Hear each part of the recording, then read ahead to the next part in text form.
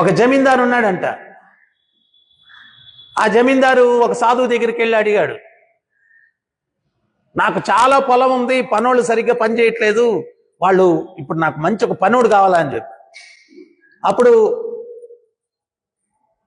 ఆ సాధువు ఒక మంచి రాక్షసుని, పని రాక్షసుని ఇస్తాను, అయితే వాడికి నువ్వు 24 hours సర్వీస్ ఇవ్వాలి, లేకపోతే వాడు నిన్ను తినేస్తాడు. ఆయన ఆ రాక్షసుని తీసుకొని ఇంటికి వచ్చాడు. ఆడొచ్చి పని అన్నాడు చేతులు కట్టుకొని. ఆ తూర్పు దిక్కు నుండి 1000 ఎకరాలు ఉంది, పోయి మొత్తం దున్నేసి పంట వేసి వచ్చే అన్నాడు. వాడు అట్టపోయి ఇటు వచ్చేసాడు. అయిపోయింది 1000 ఎకరాలు అన్నాడు. ఏందిరా 1000 ఎకరాలు? అయిపోయింది 1000 ఎకరాలు అయిపోయింది, మళ్ళా పని అన్నాడు. మరి పడమటి దిక్కు పోయి ఇంకో 2000 ఎకరాలు ఉంది, అది మొత్తం దున్నేసి పంట వేసి వచ్చే అన్నాడు.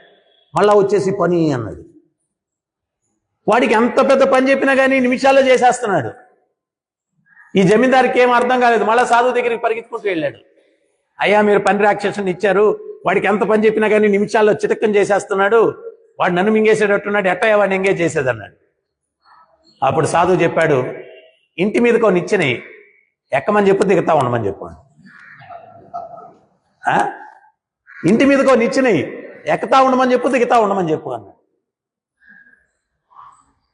వీడొక నిచ్చెన వేసాడు, ఎక్కమన్నాడు, దిగమన్నాడు, ఎక్కుతా ఉన్నది దిగుతున్నాడు, ఎక్కుతా ఉన్నాడు, దిగుతా ఉన్నాడు. ఈ కచ్చెప్ప ఆచార్యులు ఏం చెప్తున్నారంటే, ఆ పని రాక్షసుడు ఎవరు అంటే మనసు. ఆడికి ఎంత పని అయింది చెప్పండి, మనసుకి ఎంతసేపు కావాలా? టక్కని చెప్పి పొలం దున్నేసాను, పంట వేసాను, అయిపోయింది, క్షణాల్లో చేసేస్తుంది మనసు. ఫిజికల్గా నిజంగా చేస్తే టైం ఎక్కువ పడుతుంది.